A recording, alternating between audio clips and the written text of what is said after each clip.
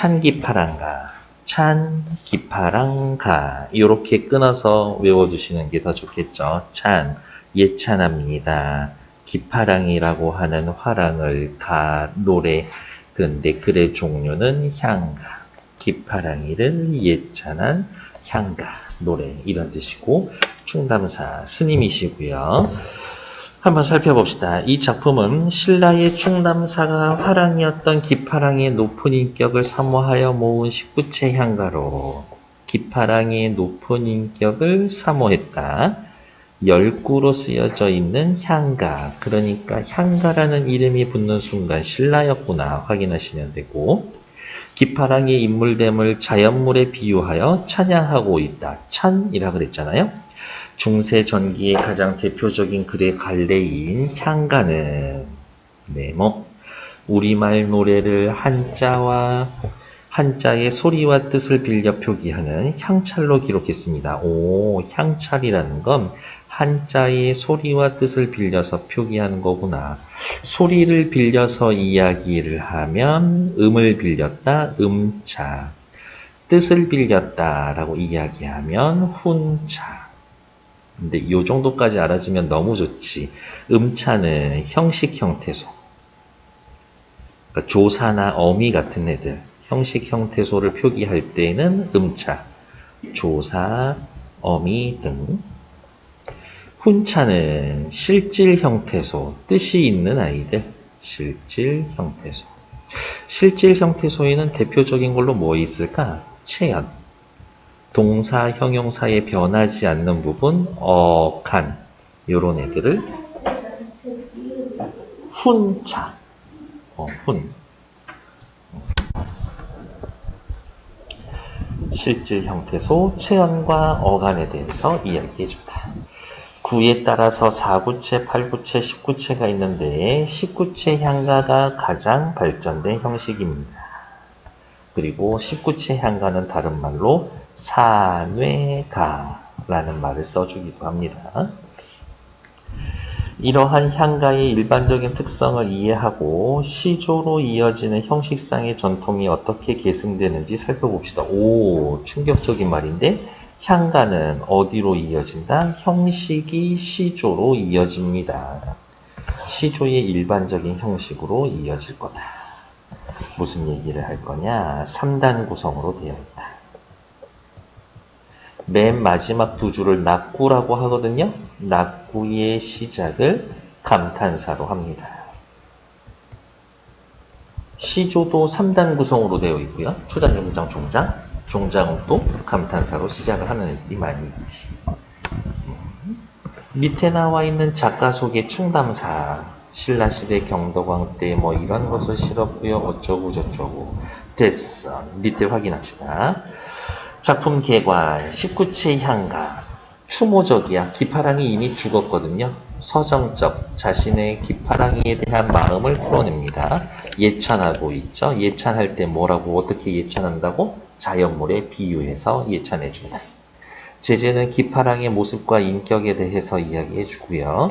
주제는 언제나 중요하니까 별표, 기파랑이에 대한 추모와 예찬. 1에서 5, 6, 7, 8, 9, 10 이렇게 나눠져 있고 원래 19채 향가는 보통 4, 4, 2 이렇게 3단 구성인데 얘는 5, 3, 2 이렇게 구성이 되어 있구나. 처음에 기파랑이의 고결한 모습을 떠올리면서 그의 부재를 통해 기파랑의 모습과 인격을 형상화했다. 지금은 없는 기파랑을 떠올리고 있다. 기파랑의 고매한 모습을 인품을 본받고 싶어요. 마지막 기파랑의 인품과 높은 절개를 예찬합니다. 그리고 하나만 더 쓸까? 마지막 끝에 쓰여진 두 줄을 낙구라고 이야기를 하고 감탄사로 시작을 한다. 특징 뛰어난 상징과 비유를 통해 기파랑의 모습과 인격을 형상화했습니다. 여기 비유를 한다 그랬는데 어디에다가? 자연물에 비유할 거다. 대상을 구체적이고 감각적인 이미지를 사용하여 제시합니다. 주로 시각적 이미지 사용할 거고 제망매가와 더불어 가장 서정성이 높은 향가로 평가됩니다. 밑에 나와 있는 작품을 읽기 전에 자유롭게 질문해보고 화랑에 대해 알고 있는 거 있어요? 한글이 없었던 시절엔 우리말을 어떻게 기록했을까? 기파랑은 실존 인물이었을까? 한글이 없던 시대에는 우리말을 어떻게 빌려 기록했을까? 옆에다가 이렇게 하나 더 써놓죠. 한자를 빌려 씁니다. 한자를 빌려 쓴 것 중에 향가가 향찰이 가장 종합적인 표기 방법이다. 한자를 빌려 쓰는데 음을 빌려 쓰면 음차, 뜻을 빌려 쓰면 훈차, 음차, 훈차 이런 용어 정도는 알아두면 되지. 네, 향찰의 방법이 한자를 빌려다 쓰는데 어떤 글자는 음을 빌려 쓰고 어떤 글자는 뜻을 빌려 쓰고 이렇게 되는 거지. 근데 음을 빌려 쓰는 글자들은 형식 형태소, 뜻을 빌려 쓰는 글자들은 실질 형태소 이렇게 흘러가는 거겠죠. 둘둘 3페이지 방금 읽은 거 차분히 읽어보고 다음 페이지로 넘어오세요. 224페이지 찬 기파랑가 한 번만 더 하죠. 찬 기파랑가 기파랑이 예찬한 가향가 노래 충담사 지었고 김한진 해독 그 다음에 아마 학교에서 해본 프린트는 양주동 해독이라고 해서 해석이 조금 다르게 되어 있을 거예요. 옆에 봅시다. 향가의 갈래적인 특징에 대해서 확인해 봅시다. 그러면 뭐 몇 개만 적어 볼까요? 신라시대에 쓰여졌고요. 4구체, 8구체, 10구체 이렇게 쓰여져 있고 표기하는 방식은 향찰이라고 하는 표기 방법을 향찰로 표기. 그러니까 옆에 보고 있는 이 원문 있죠. 얘네들은 한자가 아니라 향찰이야. 향찰. 쟤네 한자 아니다. 얘네 한자 아니고 향찰이에요. 헷갈릴 수 있으니까 위에다 쓸게요. 한자 아니야. 이거 향찰이야.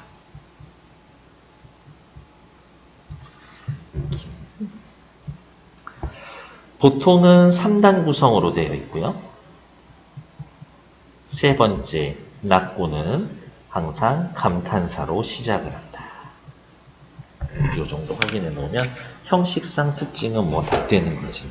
그리고 이러한 3단 구성의 낙구가 감탄사로 시작이 됩니다라는 게 나중에 시조의 형식상 특징으로 계승이 된다. 뭐 이 정도까지 하면 되죠. 시어의 상징적인 의미는 읽으면서 확인해야 되겠고요. 낙구의 감탄사 아의 기능과 특징, 감정을 절제해 줍니다. 뭐 그런 거죠. 시상을 높여줍니다. 조선의 전기의 시조의 특징으로도 이어집니다. 이러한 것들. 이 얘기는 225페이지에 전부 다 있어요. 밑으로 잠깐 내려오죠. 기파랑의 인품을 비유해주는 시어, 달, 광명과 염원, 높이 우러러 보는 존재, 기파랑의 고결한 모습, 물서리, 맑고 깨끗해, 자식까지, 잣까지, 기파랑의 고고한 절개, 드높은 기상을 드러냅니다. 그러면 형광펜이 있으시면 옆으로 오셔서 이렇게 체크합시다. 달, 물가, 물서리, 자식까지, 잣까지 이렇게 세 개가 기파랑을 비유한 표현. 그리고 또 다른 색깔이 있다면 이렇게 눈, 잣까지와 서로 대조가 되는 것들. 잣까지는 고고하고 높은 절개, 드높은 기상, 이러한 기파랑이에 다가왔었던 시련, 역경, 불의는 눈이라는 걸로 대조가 되는 거고요. 잣나무 가지와 눈이 서로 대조되는데 어떻게 대조가 되냐? 의미상으로도 대조가 되고 색채상으로도 대조가 된다. 푸른색, 흰색. 밑에 현대어 풀이 한번 보고 그리고 위로 올라가서 다시 원문에서 한번 보고 김한진 해독으로 보고 그럴 거예요. 흐느끼며 바라보니의 주체는 누구예요? 나예요. 나. 주체는 나야. 누구? 충담사. 흐느끼며 바라봤더니 흐느끼는 이유에 대해서 이야기해봤더니 지금 기파랑이 없어서 그런 거지. 그러면 기파랑의 부재로 인한 슬픔. 기파랑이가 지금 내 곁에 없어서 너무 좋은 앤데 옆에 없어.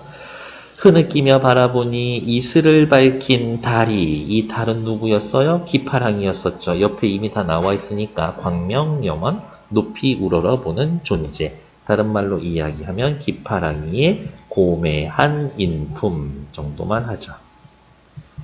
달 같았었던 기파랑이, 흰 구름을 따라서 떠간 언저리, 모래를 가른 물가에서 기파랑이의 모습이 있구나. 아, 수풀이야. 수풀과 같은 모습이 있구나. 정확하게 무슨 얘기예요? 뭐 그렇게 해서 하나하나 씹으면서 여기에 뭐 그런 의미가 있으려니 보다는 전체적으로 그냥 해석하는 데 집중해 주시면 됩니다. 흐느끼며 하늘을 바라보니 이슬을 밝힌 달이 흰 구름 따라 떠간 언저리에 모래를 가른 물가에 기파랑이의 모습이요시. 기파랑이의 모습과 같은 수풀이 있구나. 이 수풀도 학교 쌤은 기파랑을 비유한 거예요 라고 이야기해 줄 수 있습니다. 기파랑의 모습과 같은 수풀이요. 느낌표 꽝 찍어주고 영탄적 어족.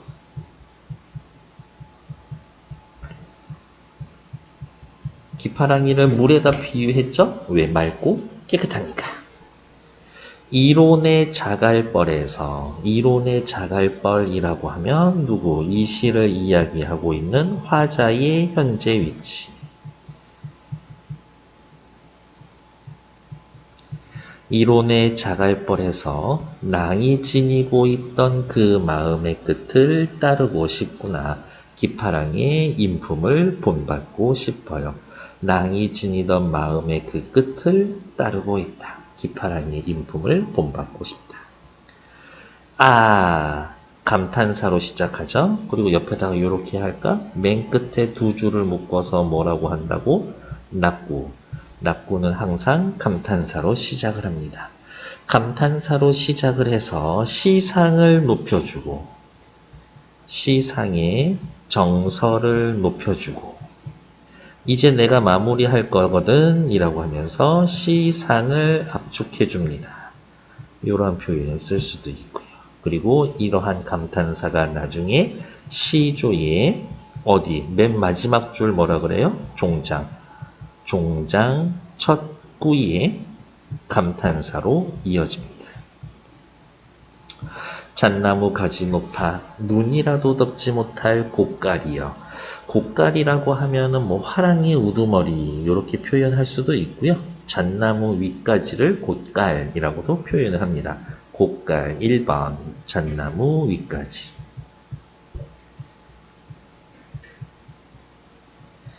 2번 화랑이 우두머리. 두 가지로 전부 다 해석 가능한데 여러분들 교과서에서는 1번으로 해석을 해 놓을 거예요. 잣나무의 윗가지라고 해석을 한다라고 하면 형태상 유사성을 바탕으로 비유한 거구나. 이렇게 해 놓으면 되겠네. 그럼 마지막으로 확인할 거. 잣나무 가지는 기파랑, 눈은 기파랑이에 다가오는 시련고난. 그래서 둘이 서로 대조가 됩니다. 기파랑이는 잣나무같이 시련절개를 이겨내는 이미지가 있군요. 오, 절개 같은 게 대단했나 보군 라고 확인하면 되겠네요. 같은 얘기지. 본문에서 해석을 한번 볼게요. 왼쪽에 있는 게 원문인데 한자가 아니다. 향찰이다. 향찰이라는 것은 무엇으로? 향찰이라는 것은 어떻게 한자를 빌려다가 쓰는데 음을 빌려다 쓸 수도 있고 음차, 뜻을 빌려다 쓸 수 있고 훈차. 음차는 형식 형태소. 형식 형태소. 훈차는 실질적인 뜻이 있는 실질 형태소로 표기를 하고 향찰의 또 뛰어난 점은 뭐냐? 우리말 어순으로 되어 있다. 그래서 향찰에 대해서 한마디로 정리해 주세요라고 하면 다른 문자를 빌려다 썼지만 차자 표기 중 종합적인 표기 체계다. 종합적인 표기 방식이다. 한자를 빌려다 썼음에도 불구하고 한자를 빌렸습니다. 그거를 다른 말로 차자 표기라고 해요. 그래서 차자 표기 방식 중 가장 종합적인 표기 방식이다. 왜? 한자에는 없는 조사, 어미 같은 애들도 표기가 가능하니까. 남의 거 빌려다 쓰는데 우리는 더 다양하게 활용을 하고 있는 거지. 형광펜이 있으면 또 다시 체크할게요. 기파랑이 비유한 표현 뭐 있었어요? 달, 물서리, 자식까지. 그리고 기파랑이에게 시련을 주는 존재, 둔. 이렇게 해놓으면 확인되겠지. 흐느끼며 바라보니 이슬을 밝힌 달이 기파랑의 고매한 인품 옆에다가 또 더 써놓을까요? 광명.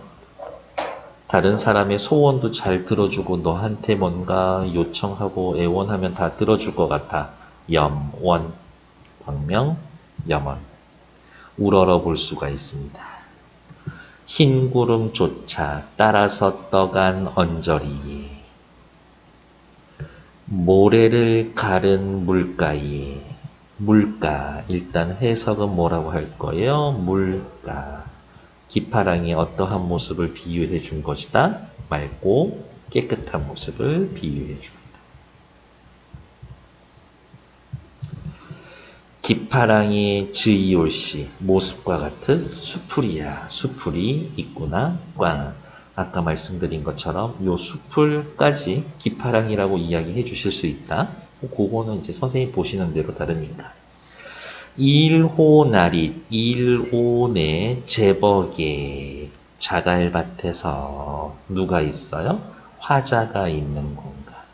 아마 다른 버전에서는 이론의 제법, 이 제법 자갈 자체를 기파랑으로 비유한 표현이다 라고 확인을 했었을 거예요. 그 정도의 차이점이지. 그럼 생각난 김에 쓸까? CF. 지금 보고 있는 건 김한진 해도, 그 다음에 아마 학교쌤이 주셨던 것은 양주동 해석인데, 양주동 해설에서는 이 자갈을 기파랑이라고 비유를 할 것이다. 낭이여 디니더 시온 낭이 지니고 있었던 마음의 그 끝을 존노라져 따르고 있구나 따르고 싶구나 기파랑의 고매한 인품을 받고 싶다. 우리 또 한 번만 더 씁시다. 마지막 두 줄 묶어서 뭐라고? 낙구. 낙구의 감탄사. 감탄사가 하는 기능은 나중에 외워 놓으실 거예요. 잣나무 가지가 높아 눈도 못 덮을 고깔이여 고깔이여 느낌표 꽝 역시 영탄적 어조. 잣나무 가지와 눈은 어떻게 대조의 의미가 있다. 의미상 색채상 대조의 의미가 있어요. 괜찮나요? 네. 다음 페이지 정리된 거 한번 볼게요. 향가의 갈래적 특징, 신라의 대표적인 시가이며 향찰로 기록됩니다. 향찰 동그라미.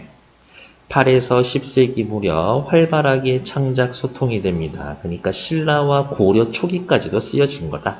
4구체, 8구체, 10구체, 19체가 괄호 열고 가장 잘 가다듬어 놓은 가장 정제된 형식.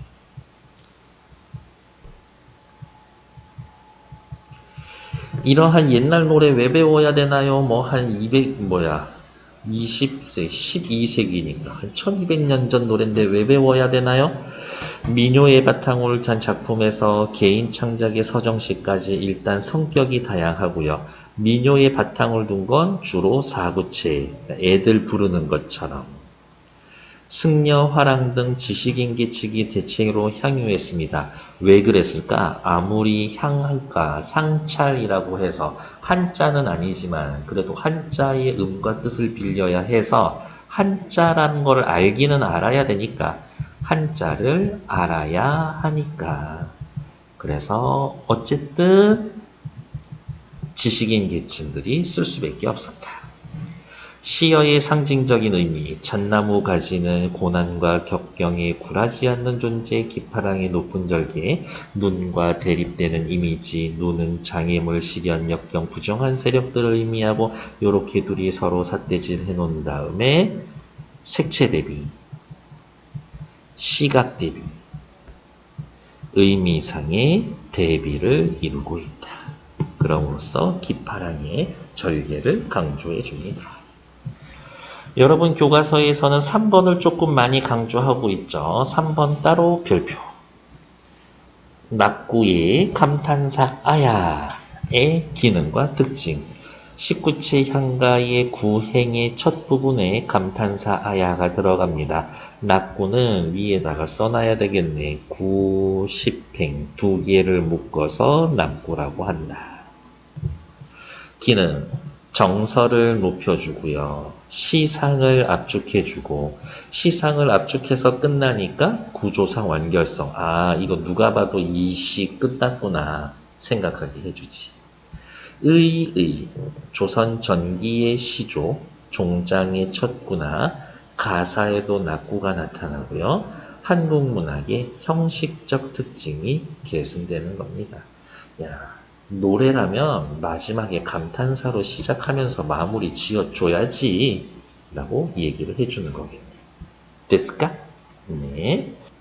밑에 나와 있는 문제 같이 풀게요. 이 작품의 갈래에 대한 설명으로 적절하지 않은 것은 그럼 위에다가 향가라고 써야지. 4, 8, 10행으로 구성된 형식이 나타납니다. 아우 좋아. 4행 위에다가 미뇨적이고 10행이 최고예요. 베스트. 이렇게 써놓읍시다. 승려, 화랑 등 대체로 지식인 계층 한자 알아야 했으니까 집단의 소망을 드러낸 주술적인 성격의 시가다 큰일 날 소리. 이 시는 어떻게 지극히 옆에다가 이렇게 써놓을까요? 개인적 서정시다. 완전 다르지. 신라시대고요. 향찰로 표기되어 있습니다. 제가 계속 강조하지만 향찰 표기 방법에 대해서는 꼭 확인해 놓으셔야 한다.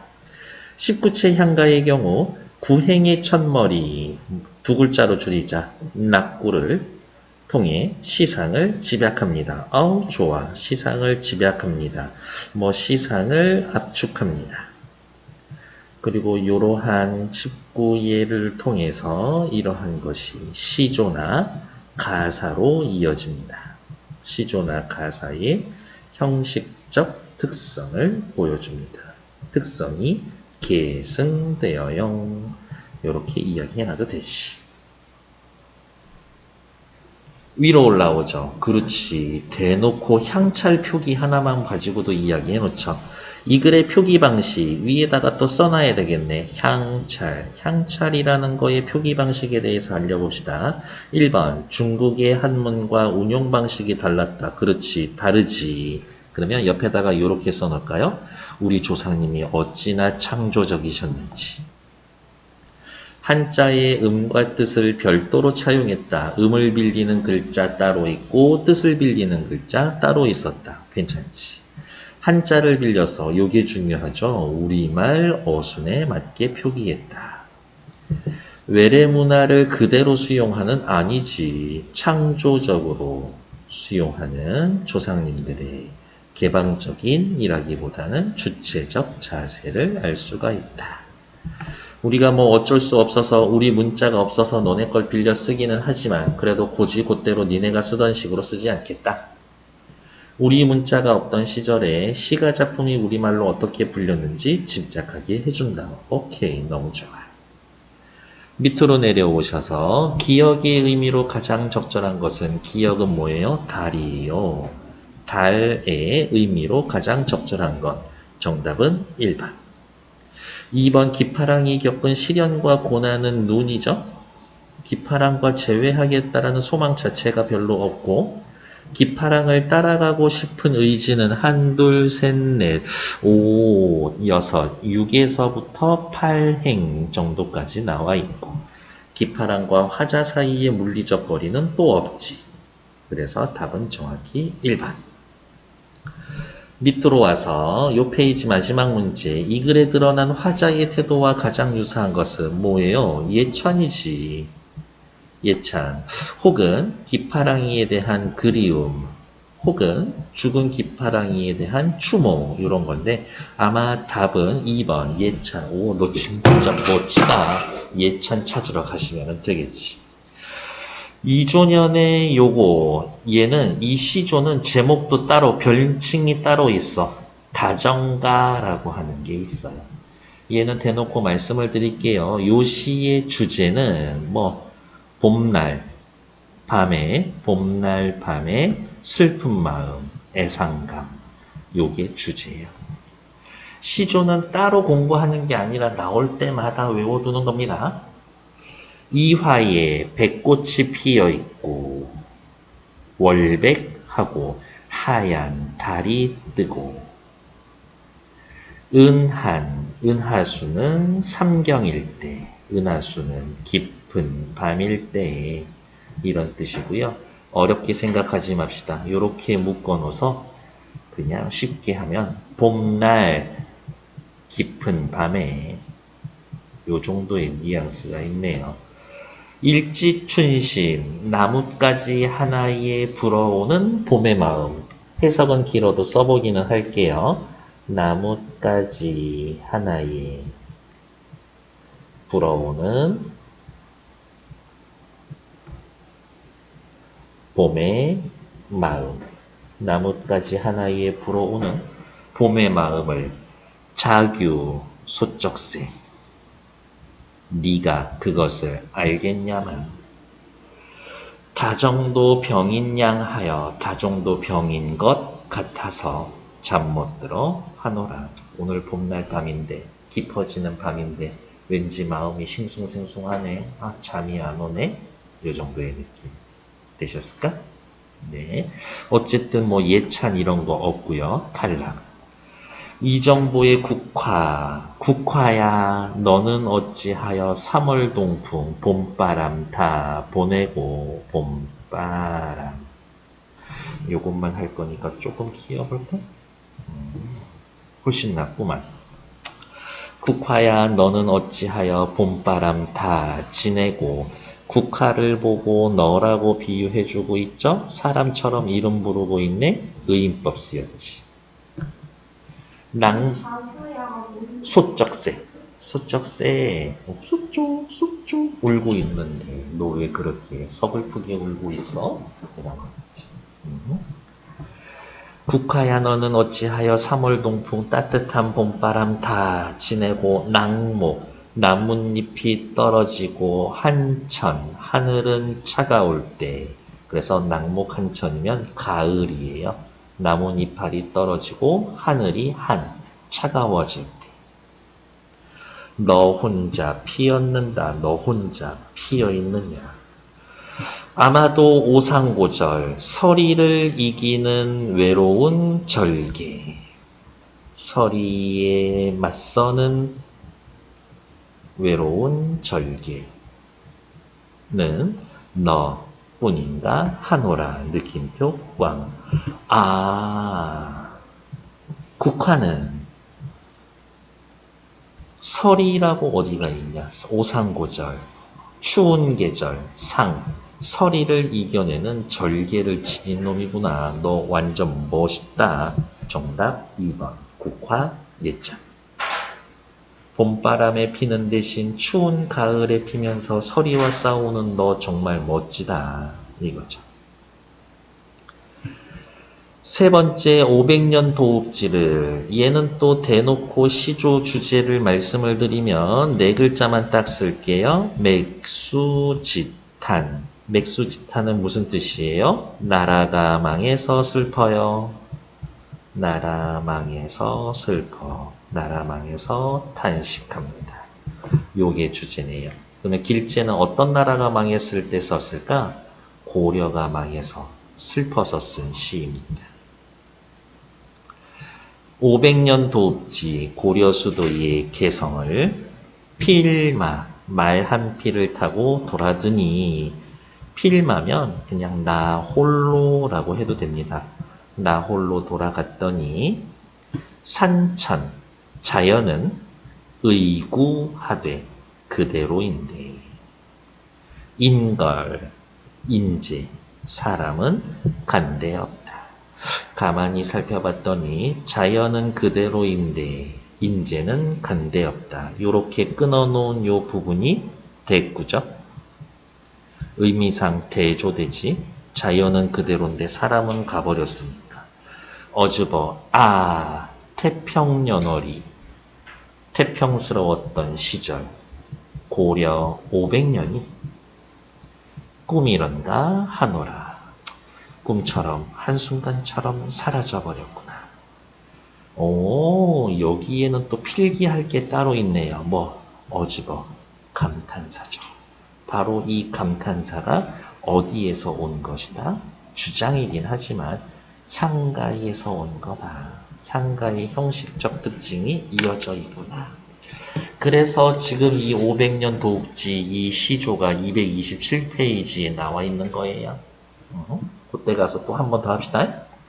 밑에 거. 이황 이 아저씨가 벼슬을 하고 은퇴해서 지방에 내려와가지고 자신이 그동안 집안에 시골 내려와서 이렇게 글 공부만 하고 있으면 아무 걱정 없이 너무 좋은데 못하러 벼슬 하면서 신경 쓰고 그렇게 괴로워했었을까?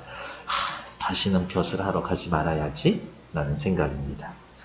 당시의 여든길을 내가 과거에 여든길을 가던 길을 몇 해를 버려두고 당시에 내가 가던 길 어떤 길이에요? 아무 걱정 없고 생각 없이 학문 수양하던 그 길을 몇 년을 버려두고 어디에 가서 다니다가 이제 다시 돌아왔는가? 여기에서의 어디는 어디예요?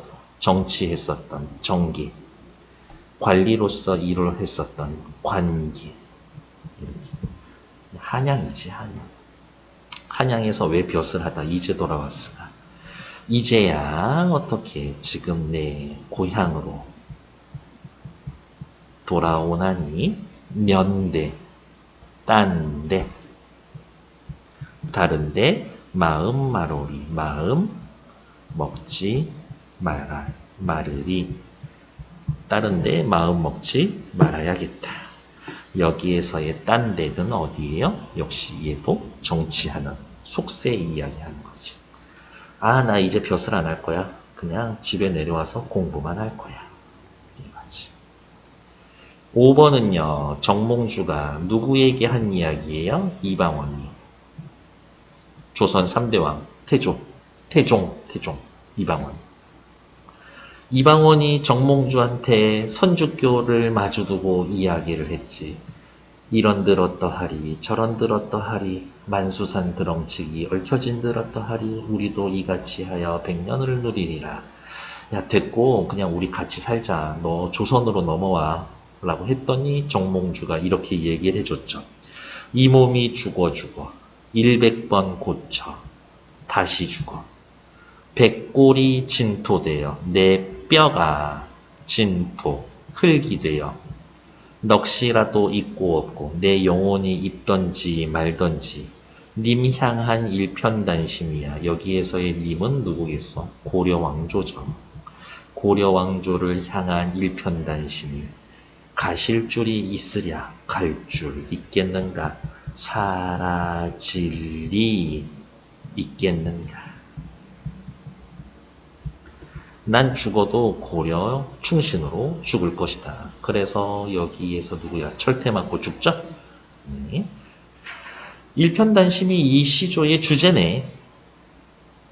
그래서 답은 2번 되셨을까?